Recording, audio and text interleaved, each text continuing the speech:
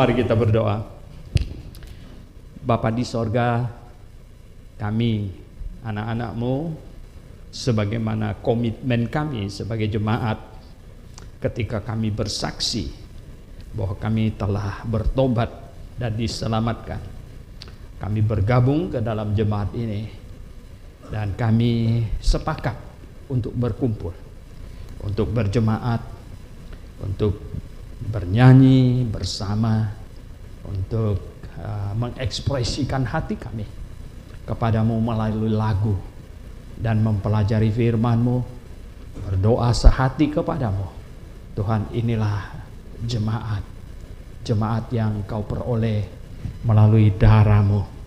Tuhan, kami sekarang tiba saatnya mau mempelajari firman-Mu.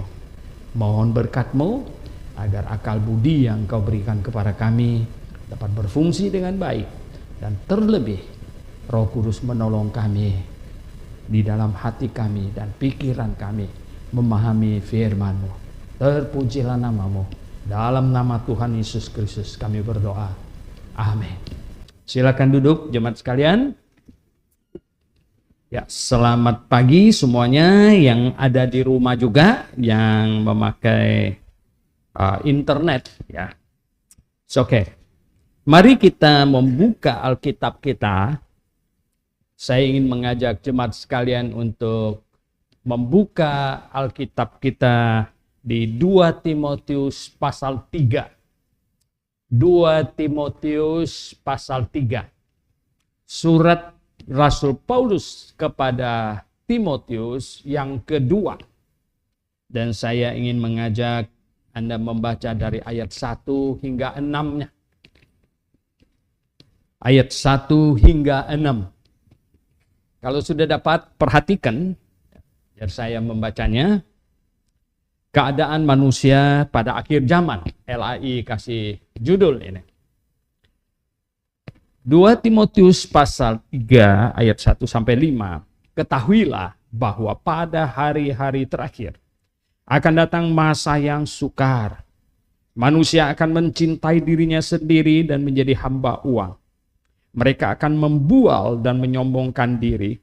Mereka akan menjadi pemfitnah. Mereka akan berontak terhadap orang tua dan tidak tahu berterima kasih. Tidak mempedulikan agama. Tidak tahu mengasihi. Tidak mau berdamai. Suka menjelekkan orang. Tidak dapat mengekang diri, garang, tidak suka yang baik, suka mengkhianat, tidak berpikir panjang, berlagak tahu, lebih menuruti hawa nafsu daripada menuruti Allah.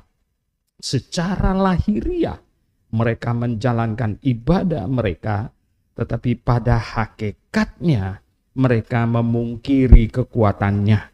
Jauhilah mereka itu. Nah, jemaat yang saya kasih dalam Tuhan, ini nubuat. Karena waktu Rasul Paulus tulis ini, ya kira-kira tahun 50-an waktu itu. Dan sekarang waktunya sudah lewat. Sudah 2025 ya, 25. 2025, berarti sudah, wow, hampir 2000-an tahun, kalau dari tahun 50-an tulis. Arti Rasul Paulus menubuatkan pada hari-hari terakhir. Pada hari-hari terakhir. Ini karena ditulis kepada Timotius, ini mengenai hari-hari terakhirnya zaman gereja. Nah, banyak orang salah ketika perjanjian lama berbicara tentang akhir zaman. Yang dibicarakan oleh perjanjian lama tentang akhir zaman, ini bukan akhir dari zaman gereja. Yang perjanjian lama omong akhir zaman, itu adalah sebenarnya kedatangan Yohanes Pembaptis. Kedatangan Tuhan Yesus. Pada waktu itu satu paket. Itu adalah akhir zaman. Ya, karena, kenapa? Zaman gereja ini ya masih tersembunyi. Ini diselipkan punya. Oleh sebab itu, yang perjanjian lama maksudkan akhir zaman itu adalah saat Yohanes Pembaptis datang dia adalah Elia, dan dia mengumumkan akan kedatangan Sang Jehovah yang maha dahsyat, maha besar itu. Nah, itulah akhir zaman. Nubuatan kitab Yoel pasal 2 itu adalah untuk zaman itu. Dan karena ditolak, digenapi sebagiannya belum. Nah, jemaat yang saya kasih dalam Tuhan, ini di sini Rasul Paulus tulis katanya pada hari-hari terakhir. Ini akhir dari masa zaman gereja. Katanya akan datang masa yang sukar. Masa yang sukar. Masa yang sulit. Wow. Ya, kelihatannya masa akan makin bagus atau makin kurang bagus. Sangat tergantung siapa. Ya. Ketika orang happy tinggal, ketika orang senang tinggal dengan kaum penjahat, maka dia happy-happy saja. Dia happy-happy saja. Ya. Tetapi kalau kamu hidup benar di hadapan Tuhan dan tinggal di tengah-tengah orang jahat, ya. Katanya Lot saja menderita, Lot, ya kan? Lot menderita. Kenapa Lot menderita? Ya karena dia orang baik di tengah-tengah orang jahat, susah. Makanya menderita. Nah, apalagi sekarang ini dinubuatkan katanya. Pada hari-hari terakhir akan datang masa yang sukar. Masa yang sukar. Nah, saya melihat, mengkategorikan, ini ada 3 hal. 3 hal penting. Yang pertama di sini sebenarnya di Rasul Paulus tuliskan secara tidak berurut. Yang pertama ini adalah masalah iman. Masalah iman, orang tidak peduli agama, katanya. Manusia makin tidak peduli agama, dan kemudian manusia, mereka yang peduli agama pun hanya melihatnya sekedar ini ibadah lahiriah saja, tidak mempedulikan agama. Bahkan yang peduli itu pun hanya fokusnya pada perkara lahiriah saja. Nah, saudara yang saya kasih dalam Tuhan, ketika manusia tidak peduli pada agama, maka faktor yang kedua sebenarnya yaitu degradasi moral pasti terjadi. Banyak orang tanya iman dan perbuatan, karena mereka baca di dalam Yakobus, iman tanpa perbuatan adalah mati, katanya. Iman tanpa perbuatan itu mati. Oh ya. Lalu mereka bilang, ada yang bilang, apakah kita diselamatkan oleh perbuatan? Oh bukan, kita diselamatkan oleh iman. Tapi iman tanpa perbuatan itu mati. Di seminar hari Kamis, ada yang bertanya itu juga. Saya berkata, iman itu menghasilkan buah. Iman itu berbuah. Ya, orang mengimani sesuatu membawa efek. Efek yang sangat besar. Efek yang sangat besar. Saya mendengar cerita, ada orang yang rela istrinya mati demi menyelamatkan bayinya. Karena iman. Kenapa? Nah, dokter bilang hanya bisa pilih salah satu. Kalau ibunya selamat atau bayinya selamat. Dan tanya dia mau yang mana. Dia bilang selamatin bayinya. Jadi di istrinya bikin mati. Ya, dibiarin mati. Saya bilang jangan menikah dengan orang yang begitu. Nah, lo kenapa? Itu karena iman. Karena iman apa? Karena imannya mengimani kalau tidak dibaptis tidak masuk surga. Jadi istrinya sudah dibaptis masuk surga, bayinya belum dibaptis, kalau mati tidak masuk surga. Itu agak kurang bagus, itu ngingang-ngingung di atas itu gimana? Ya. Jadi itu bayinya belum dibaptis, dia bilang ya, makanya bayinya diselamatkan supaya nanti dia dibaptis ya, baru bisa masuk surga. Ini karena iman. Jadi buah imannya itu begitu. Ya, iman itu menghasilkan buah. Ada orang pikul bom ke pasar meledak, itu buah imannya. Betul nggak? Karena dia mengimani itu, makanya jadi begitu. Nah sekarang kekristenan,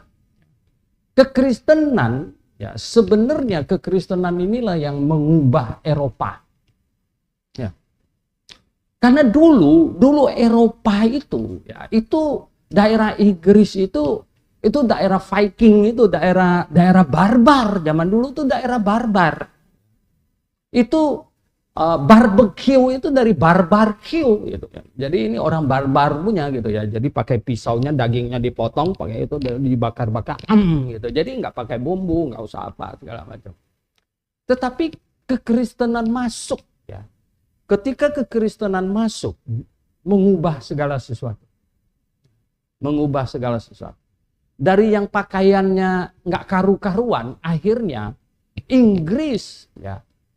Zaman dulu lebih lagi mereka pakainya rapi. Kalau begini ini masih belum nih, masih tambah satu rompi lagi di dalam. Wah ya, lengkap sampai tebal sekali gitu ya dong.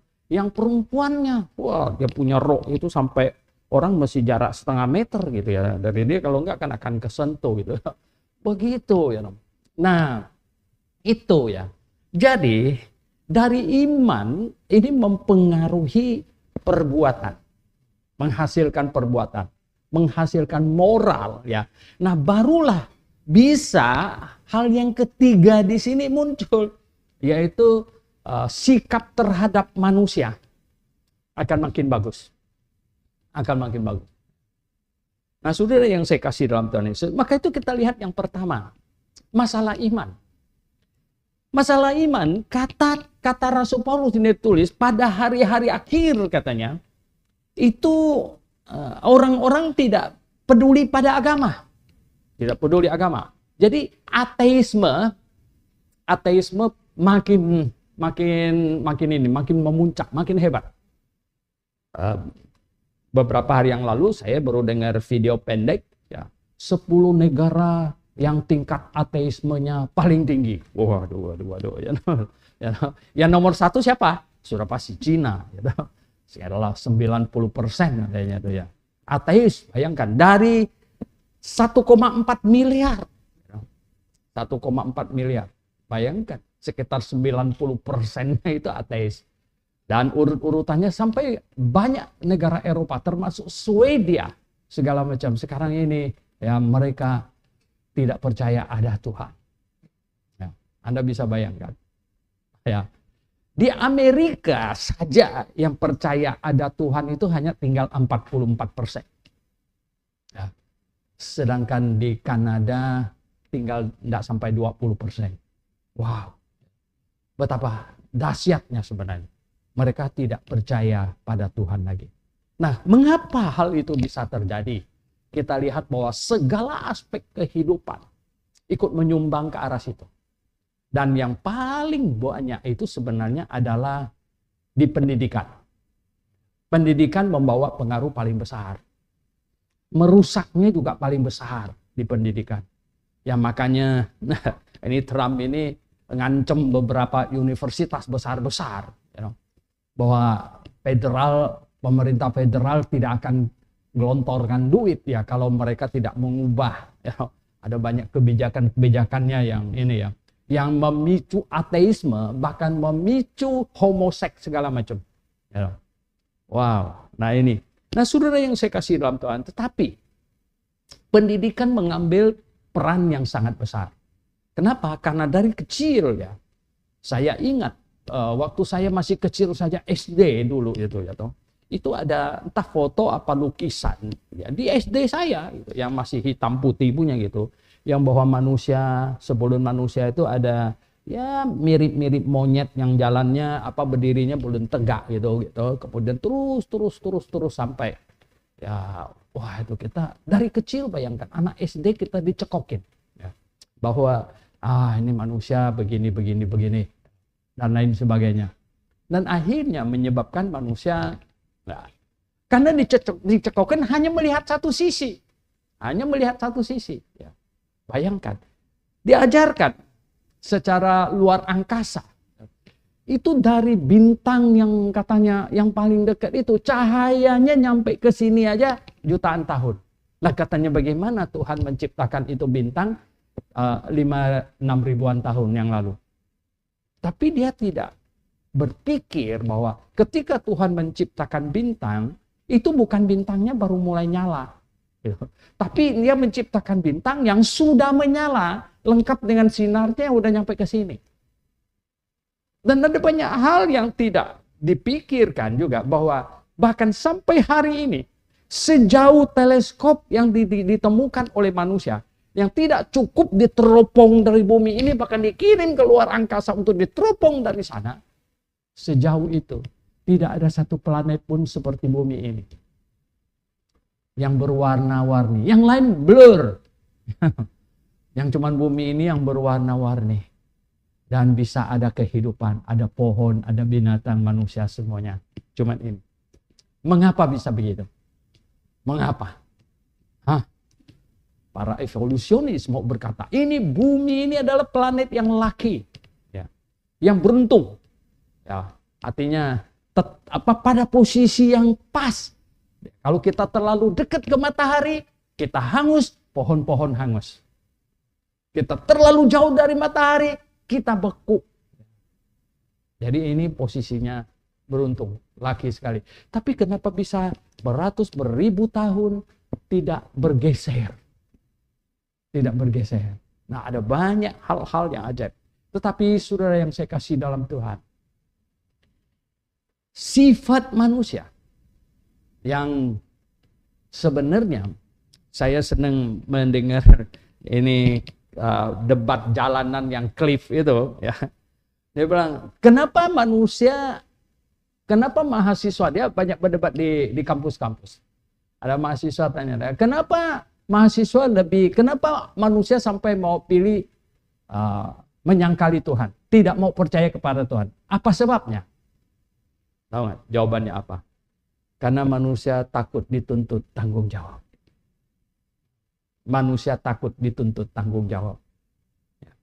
Karena kalau ada Allah yang bermoral, maka manusia harus bermoral. Sedangkan mereka mau free sex. Karena kalau ada Allah yang bermoral, maka setiap manusia harus bertanggung jawab di hadapannya.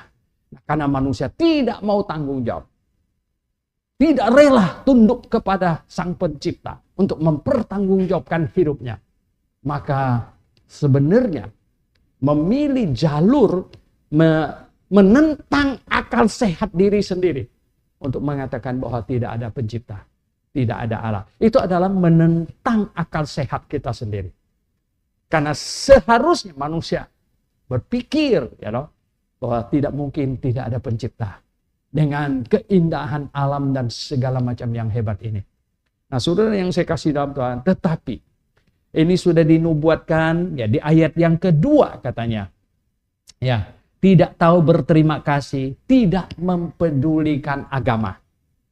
Nah, ada yang mempedulikan agama, ketika mempedulikan agama, tetapi di sini di ayat yang kelima dikatakan, tetapi pada hakikatnya mereka memungkiri kekuatannya. Secara lahiriah, ya mereka menjalankan ibadah mereka, tetapi pada hakikatnya tidak.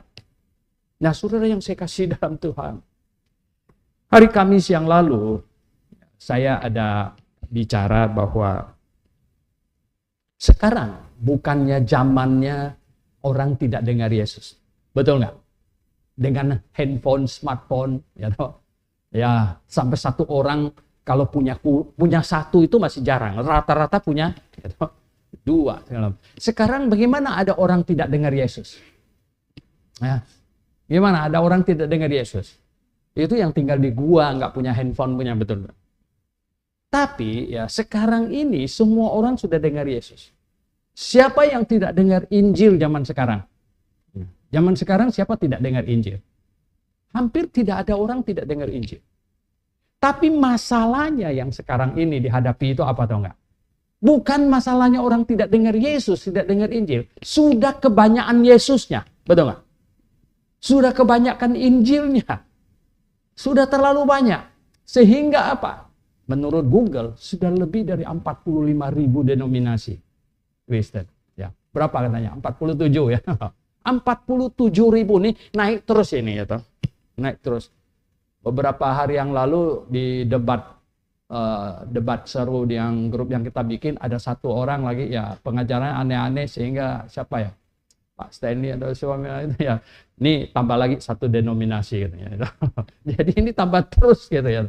Nah saudara yang saya kasih dalam Tuhan, ini sampai 47.000 denominasi. Kamu bisa bayangkan. Jadi nggak ada orang yang tidak dengar Yesus. Tidak ada. Tidak ada orang yang tidak dengar Injil. Nah persoalannya sekarang bukan tidak dengar Injil, tidak dengar Yesus. Tapi Yesusnya kebanyakan. Mana yang benar dan mana yang salah. Akhirnya menjadi itu. Mana yang benar dan mana yang salah. Wow. Orang tanya, mengapa bisa begitu banyak denominasi sampai 47.000 denominasi Kristen? Kenapa? Saya bilang, ya, minimum ada 3 alasan. Nomor 1 ada iblis. Ya. Nomor 1 ada iblis. Yang kacau-kacauin supaya muncul pengajaran kacau-kacauin. Nomor 1 ada iblis. Nomor 2, manusia itu sendiri ada kebebasan. Hatinya. Manusia diberikan kebebasan untuk memutuskan sendiri. Mau percaya kepada yang apa. Dan lain sebagainya. Dan yang nomor 3, teman, suasananya di zaman kebebasan. Ya, kalau di suasana zaman tidak bebas, muncul pengajaran yang beda, langsung matikan. Nggak ada. Sekarang nggak bisa. Nggak bisa. Hak asasi manusia. Nggak bisa begitu. Ya. Ada iblis, hati manusia memang liar. Gitu. Dan yang ketiga, suasananya. Kebebasan. Semua orang bebas. Nah, sehingga Tuhan Yesus sendiri omong. Coba lihat di Matius pasal 18. Matius pasal 18. Apa katanya? Ayat 7. Matius pasal 18 ayat 7. Katanya apa? Matius pasal 18 ayat 7. Ya. Celakalah dunia dengan segala penyesatannya.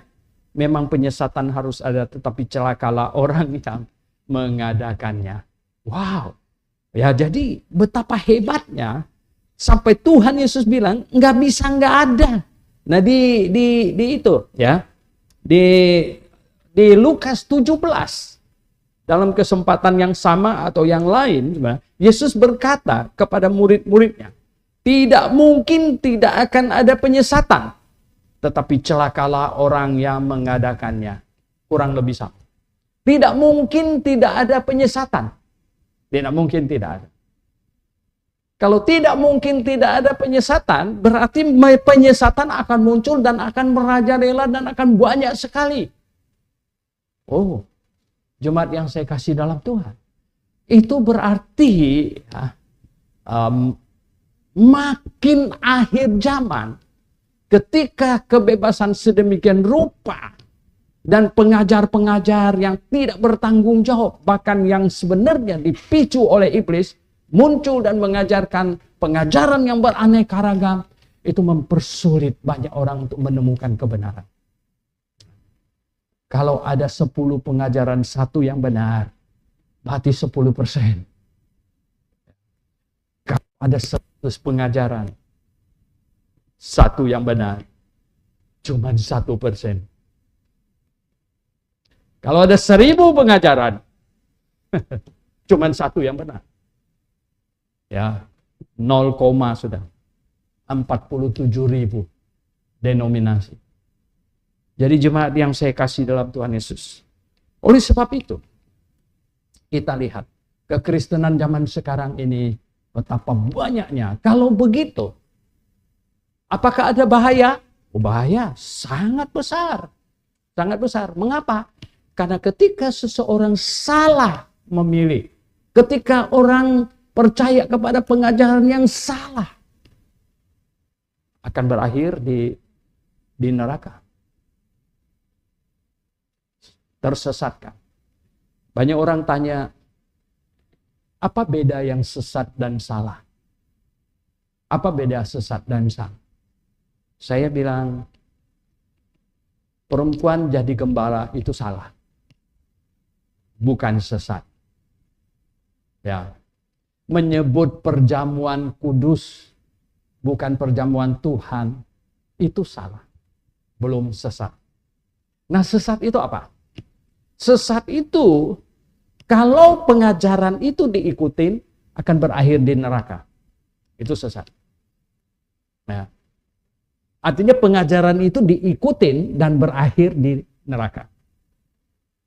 Itu namanya sesat. Salah. Ada banyak gereja yang salah. Tapi pengajaran tentang keselamatannya masih oke. Masih kalau orang ikutin masih bisa ke sorga. Tapi banyak poinnya yang salah. Tapi kalau diikutin yang akan berakhir di neraka itu sesat namanya. Nah, orang tanya, gereja-gereja Injili dan yang lain Protestan, oke. Mereka bilang mereka mengadakan perjamuan kudus. Kita tanya, menguduskan atau tidak? Oh tidak. Oke, itu salah nama. Belum sesat. Tapi kalau dia maju satu langkah, dia apa? Ini perjamuan kudus. Punya khasiat menguduskan. Jadi, ini menguduskan. Jadi kamu bukan dikuduskan melalui bertobat percaya kepada Tuhan Yesus. Kamu jadi kudus gara-gara ngambil roti itu dan anggur. Jadi kudus. Nah ini sesat. Oke? Anda ngerti sekarang mana sesat? Baptis bayi. Bisa salah, bisa sesat. Kenapa? Nanya, kenapa bayi itu dibaptis? Ya nggak apa-apa lah katanya, biar dia nanti biar ada anak sekolah minggu rajin ke gereja. Oh ini salah. Ini bayi belum tahu apa-apa jangan dibaptis. Ini salah. Tapi tanya, kenapa bayi kamu dibaptis? Supaya kalau apa terjadi dia mati masuk surga. Ini sesat. Anda ngerti? Bisa bedakan sekarang apa salah dan apa sesat. Kenapa bisa sesat? Lah, kamu mengajarkan keselamatan melalui membaptis. Itu sesat. Tidak ada orang masuk surga gara-gara dibaptis. Tidak ada. Nah ada orang, hari ini kan banyak yang sunat. Betul nggak? Oh sunat nggak apa-apa. Ya, saya sendiri juga sunat. Ya nggak? Orang sunat nggak apa-apa. Lalu kenapa sunat? Ya, demi kesehatan segala macam. Oke, nggak apa-apa. Nggak apa-apa. Tapi kenapa kamu sunat?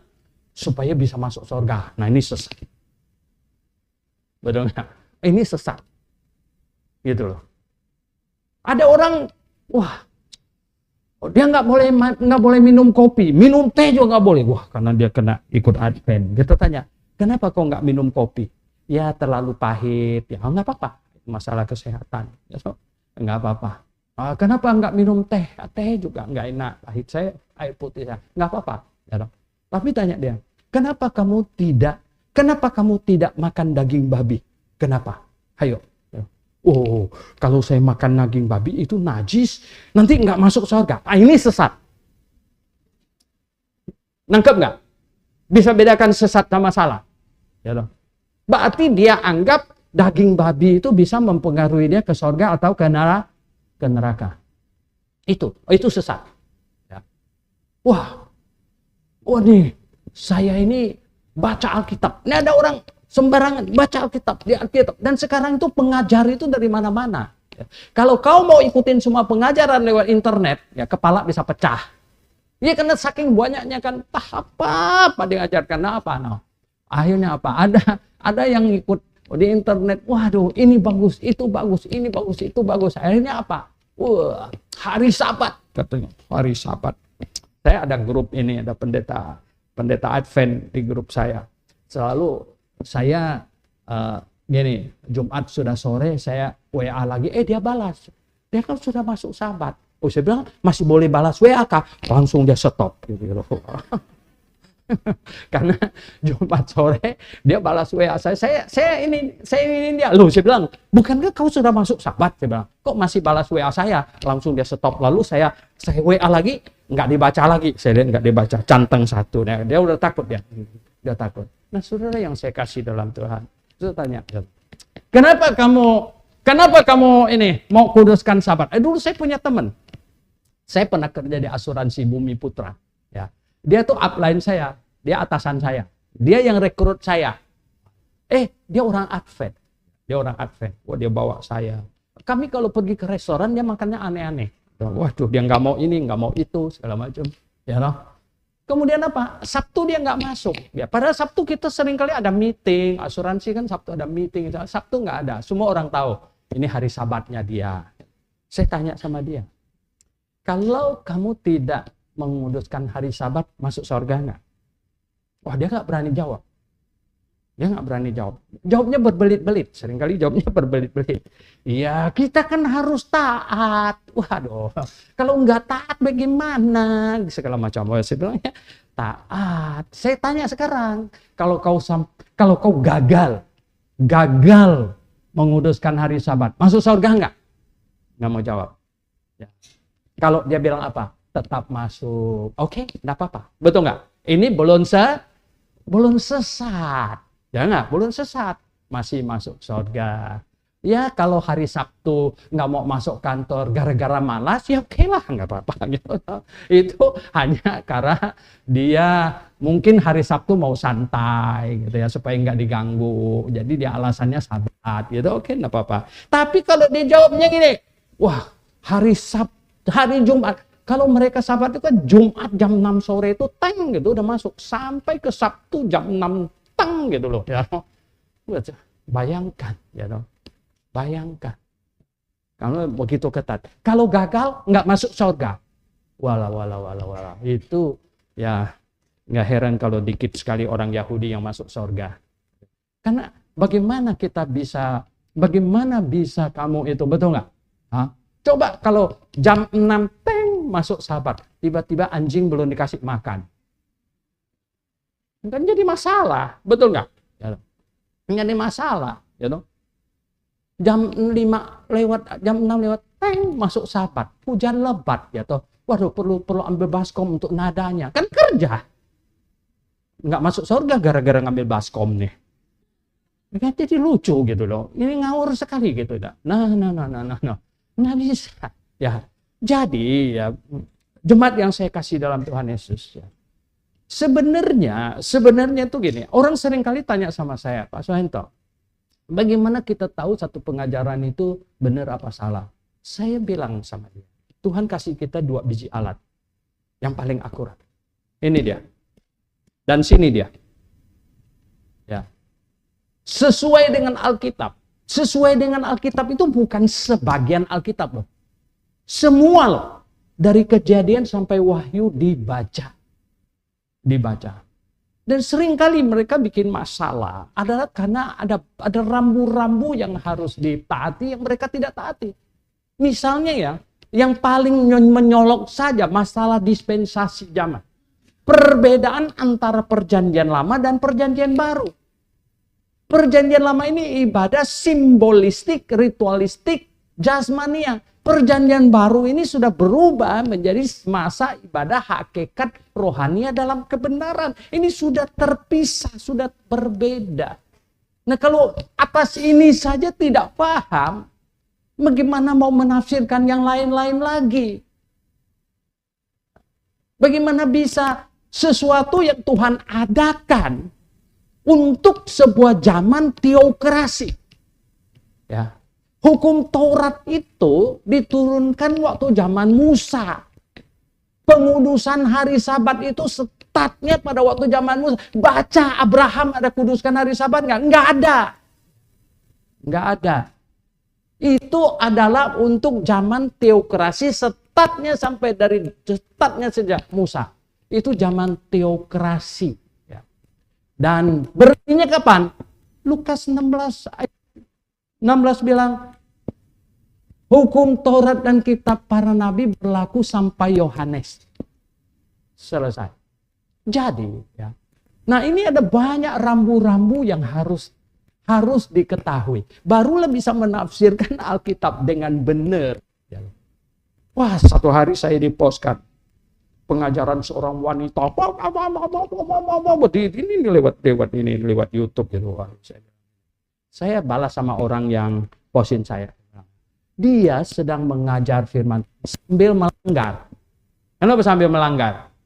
Lah, baca saya bilang, 1 Timotius 2 ayat 11, aku tidak mengizinkan wanita menggembalakan, mengajar dan memerintah laki-laki. Sebenarnya dia bikin apa ini? Dia sedang melanggar firman Tuhan dengan mengajar firman Tuhan. Oh, banyak hal. Nah, saudara yang saya kasih dalam Tuhan Yesus, sebenarnya zaman yang dinubuatkan oleh Rasul Paulus ini akan muncul banyak pengajaran. Nah, di satu sisi ya, itu banyak orang akan katanya di situ tidak peduli agama, jadi ateis. Tetapi kemudian satu lagi dia katakan di situ, mereka yang hanya melihatnya sebagai itu ibadah yang bersifat yang pentingkan lahiriah saja. Secara lahiriah mereka menjalankan ibadah lahiriah. Aduh, ibadah lahiriah, jaga perut. Ibadah lahiriah ini hari ini makin hari makin ramai. Nah, apa namanya? Mereka suka upacara, suka ritual.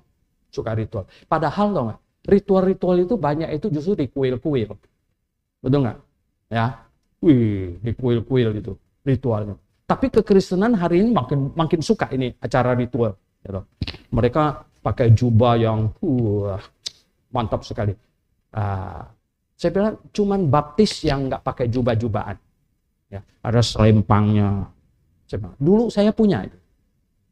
Waktu saya di gereja lama, waktu saya ditabiskan dikasih selempang. Kita ada toganya, ada selempang. Hanya baptis yang tidak. Kenapa? Karena kita tahu di zaman jemaat PB tidak lagi ritualistik sifatnya. Tidak bersifat ritualistik. Tidak simbolistik dan tidak ritualistik. Hari Minggu ini bukan ritual upacara. Bukan. Ini adalah acara berjemaat. Tadi di sekolah minggu saya berkata, ada orang yang pimpin nyanyi supaya teratur. Bagaimana nggak kacau kalau di sini nyanyi nomor 10, di sini nomor 15 gitu ya tuh. Nyanyi main piano masih main nomor 10 apa 15. Begitu. Kan jadi kacau. Tidak demikian. Kita ada orang memimpin supaya teratur rapi. Terus ada pengajaran firman Tuhan. Ada pengajaran firman Tuhan. Ya, khotbah. Begitu. Bahkan ada sekolah minggu tanya jawab. Ada apa lagi? Doa kita itu, doa jemaat itu doa sehati. Bukan yang diimpor dari Korea. 200 orang, mari kita buka suara sama-sama berdoa sehati. Bagaimana 200 orang buka suara sama-sama bisa sehati? Coba bayangkan. Saya sering kalau diundang khotbah tempat lain. Ya, mari kita doa bersama sehati. Saya enggak doa, saya ngikut yang sebelah aja gitu. Saya ikut yang sebelah, dia kenceng, saya ikut dia gitu. Ya, oke. Ya, saya ikut dia. Karena 200 orang sehati buka suara sama-sama masuk akal nggak? Nggak, itu masing-masing hati artinya. Masing-masing hati. Nah, oleh sebab itu kita di sini ini yang namanya sehati. Sehati itu apa? Ya satu orang yang memimpin. Ya, Pak Sony, mimpin kita doa tadi. Ya kan? Asik ini. Terima kasih. Tuhan sudah pimpin kita semuanya. Kita amin. Jadi semua yang diomongkan kita sehati, kita ikuti. Kita mengaminkannya. Nah, kalau dia marah-marah Tuhan, saya nggak amin. Saya nggak ikut. Ya, makanya dia mesti jelas. Ya. Mesti jelas dia ngomong apa. Ya, itu dia. Jadi ya kita lihat. Di sini jelas sekali dikatakan bahwa pada akhir zaman itu akan muncul orang-orang yang tidak peduli agama, itu ateis, ya. Dan yang peduli agama akan terpeleset kemana? Terpeleset ke, ya, melakukannya secara lahiriah, secara ritualistik. Ya. Makin hari makin ada. Hampir di setiap seminar, blok kelas segala macam mereka tanya, Pak Suhento, ya, Rabu Abu, Kamis Jumat, ya, apa, Kamis Putih, Jumat Agung, katanya, itu apa dan lain sebagainya. Waduh, ya, sampai saya tulis satu artikel. Mereka suka, ya, begitu. Nah, saya bilang, ya, Banyak gereja, mereka tidak paham tentang inti kekristenan. Karena inti kekristenan itu adalah kita di zaman menyembah Tuhan dengan hati. Kita di zaman beribadah secara rohani. Tidak lagi secara lahiriah, ritual. Dan itulah sebabnya kita tidak ada acara jongkok, sujud, dan lain sebagainya. Tidak ada itu. Itulah sebabnya kita tidak ada hal-hal yang lahir ya. Bagi kita tidak ada yang namanya tanah suci, tanah tidak suci, tidak ada. Hari suci, malam suci tidak ada. Makanya di buku nyanyi kita tidak ada lagu malam kudus. Anda tahu, trik saya. Karena bagi kita semua malam sama. Ya, nggak ada yang kudus dan tidak kudus. Semuanya sama. Ya, jadi itu banyak kesalahan. Grafe ini adalah jemaat yang mau memperbaiki semuanya. Dan sesuai dengan apa? Alkitab. Sesuai dengan Alkitab. Nah, jadi jemaat yang saya kasih dalam Tuhan Yesus. Kalau pengajaran menjadi benar, kita harapkan, maka kehidupan moral dan segala macam hubungan antar manusia, itu semuanya akan terefek. Mengapa? Karena iman akan berbuah. Iman akan menghasilkan buah. Itu dia. Nah, saudara yang saya kasih dalam Tuhan Yesus. Lalu, dengan kondisi gereja yang sudah sedemikian pekatnya, banyaknya, 47.000 denominasi, dan kita ada di tengah-tengahnya sekarang ini. Dan saudara yang saya kasih dalam Tuhan Yesus, yang nomor satu sebenarnya untuk semua jemaat Grafe, bahkan GBIA, Anda sudah yakin Anda di tempat yang benar atau belum? Ya, ini penting. Anda sudah yakin Anda di tempat yang benar atau belum? Kalau belum, Anda belum bisa berbuat banyak. Kalau belum, Anda harus mencari. Anda sudah yakin Anda di tempat yang benar? Ini penting. Ya. Saya berkata bahwa jemaat Grafe, kita bukan happy dengan orang rame. Ya senang juga secara kuantitas banyak. Gitu. Tapi kalau rame-rame nanti nggak ngerti apa-apa, bagaimana? Kita mau nih orang yang mengerti. Kita orang yang mengerti. Nah, oleh sebab itu, saudara yang saya kasih dalam Tuhan. Tadi sudah dibaca oleh Pak Timotius. Itu ayat yang sudah saya pilih mau baca punya. Yaitu apa? Itu 1 Petrus pasal 3 ayat 15. Ya. Apa dibilang? Ya, di situ. 1 Petrus pasal 3 ayat 15 dan 16. Tetapi kuduskanlah Kristus di dalam hatimu sebagai Tuhan.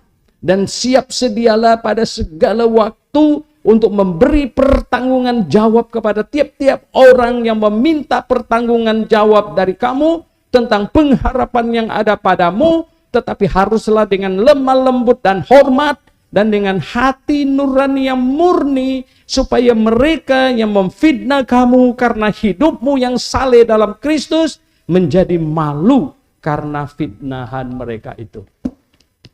Saudara yang saya kasih dalam Tuhan, saya ulangi lagi yang saya katakan tadi, bahwa sekarang bukan zamannya orang belum pernah dengar Yesus.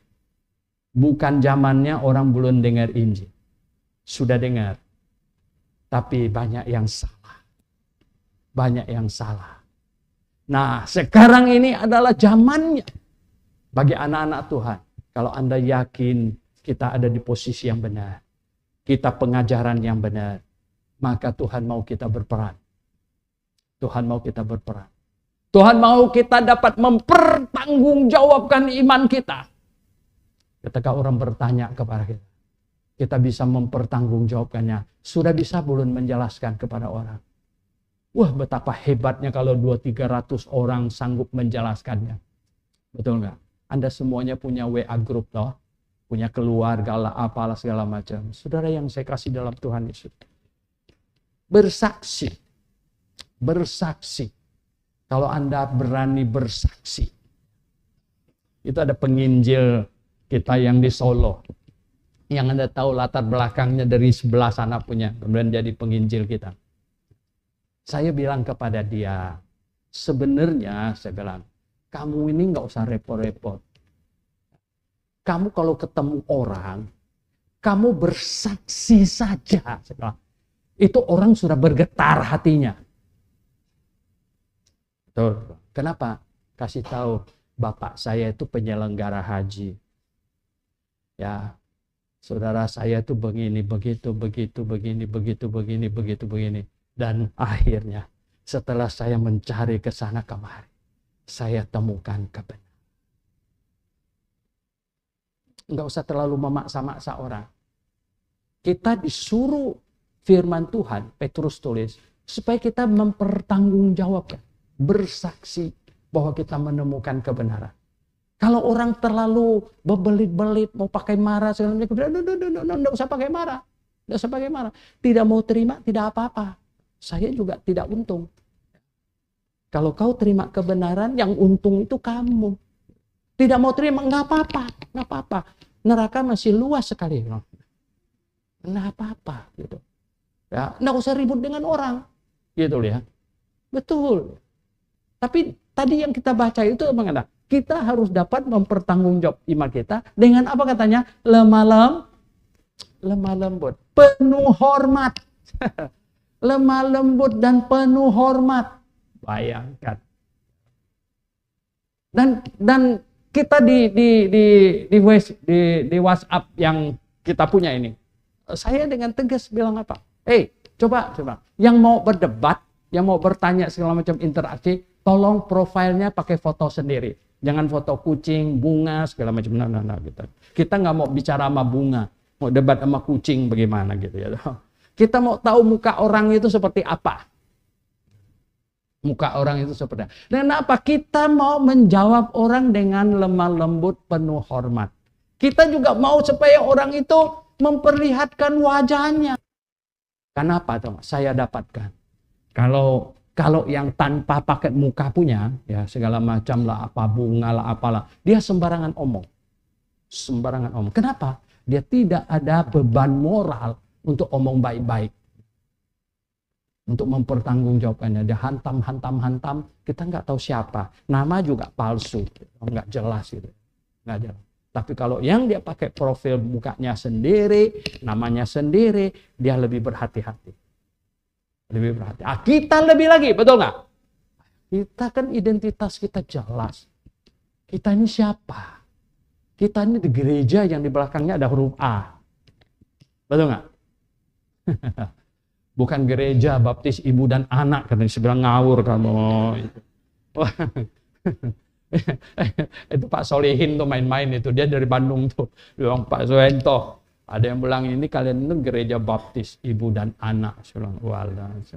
Ya, saya bilang itu kalau lebih lengkap lagi gereja bapak ibu anak gitu kan, gitu GBIA gitu. Wah, bukan. Kita ini gereja baptis independen yang Alkitabiah. Nah, kita ada A-nya di belakang. Karena Alkitabiah inilah beban kita harus mempertanggungjawabkan iman kita, betul nggak? Kan kita punya beban itu. Nah, banyak sih mereka tuh, kalian Alkitabiah, betul Alkitabiah. Langsung mulai ini aktif mengutak-ngutik. Itu Alkitabiah nggak? Ini Alkitabiah nggak? Oke, ya. Jadi kita ini gereja Alkitabiah. Kita harus dapat memberikan pertanggungan jawab kita. Kamu anggota gereja mana? Wah, anggota gereja mana? Sebenarnya kita tuh sangat dikenal. Itu Pak Asal pernah kasih tahu saya. Dia sakit di rumah sakit di sini ya, Mitra. Itu saksi Yehova, itu datangin satu-satu tempat tidur, datangin satu-satu. Waktu sampai di Pak Asau katanya, ini gereja mana? Di Sunter. Itu mana? Grafe. Oh ya, sorry ya. Pindah dia ke tempat. Dia takut sama Pak Asau. Saksi Yehova takut dia. Wah, dia takut ini jangan main-main ini. Satu ini jangan main. Dari mana? Jemaat Grafe. Oh, dia udah permisi katanya, dia pindah gitu. Nah, saudara yang saya kasih dalam Tuhan, coba ya, kita harus dapat memberikan pertanggungan jawaban kita kepada orang yang meminta kita. Nah, satu ayat lagi ya di 2 Timotius, coba bayangkan 2 Timotius pasal 4. Nah, ini yang kita sering baca. Apa di sini dikatakan? Ya. Jadi katanya ayat yang kedua, beritakanlah firman, siap sedialah baik atau tidak baik waktunya. Nyatakanlah apa yang salah, tegurlah dan nasihatilah dengan segala kesabaran dan pengajaran. Oh, ini nasihat yang luar biasa. Petrus memberi nasihat supaya kita memberikan pertanggungan jawab dengan lemah lembut hormat. Rasul Paulus di sini kasih nasihat apa? Baik atau tidak baik waktunya. Ya, jangan bersaksi kalau cuman oke, cuman baik. Tapi baik atau tidak baik waktunya. Kita memberikan kesaksian, memberitakan Injil dengan wajah tersenyum. Kenapa? Tidak terima nggak apa-apa. Rugi paling besar itu kamu, bukan saya. Ya, kita harus mempunyai prinsip begitu. Kenapa saya mesti marah kalau Injil saya ditolak? Itu kan yang paling rugikan dia. Halo? Nah kalau ini tolak marah-marah, berarti ini dapat keuntungan nih, dapat keuntungan. Ya, makanya ditolak dia marah-marah. Makanya saya seringkali berkata, ya, walaupun kita tidak demikian, tetapi banyak pemikirannya demikian. Wah, ini kalau pendeta yang beritakan Injil, dia tuh mau tambah penghasilan, ya kan? Sehingga dia bilang apa? Kita nginjil begitu serius nginjil dia. Jadi Bapak biar tambah penghasilan ya. Kurang ajar sekali sebenarnya gitu kan. Ini padahal demi keselamatan dia, betul nggak? Maka itu saya sering berkata apa tahu nggak? Kalau jemaat yang bersaksi, jemaat yang menginjil, khasiatnya jauh lebih dahsyat. Betul nggak? Jauh lebih dahsyat. Ya kenapa? Loh, kenapa? Coba bayangkan. Nama saya Horas, gitu. Berarti Batak, betul nggak? Kalau saya belum lahir aja udah dibawa emak saya ke gereja kan, gitu. Waktu mama saya hamil itu dibawa ke gereja, udah nyanyi. Saya di dalam itu sudah dengar nyanyinya, gitu. Terus saya besar dan cari sana, cari sini, cari sana, cari sini, cari sampai rambut saya putih, katanya yang di belakang sana itu ya. Sampai putih metah, gitu ya. Baru saya ketemu yang benar. Nah, kira-kira menggetarkan orang nggak? Menggetarkan nggak? Gitu ya. Pak Siahan ya. Wah, luar biasa. Tadi saya bilang itu ya. Pak Siahan itu dulu itu sintua gereja. Di gereja. Sintua. Ya. Wah, itu pemimpin itu ya di sana itu. Tapi kemudian gara-gara operasi nggak bisa lihat.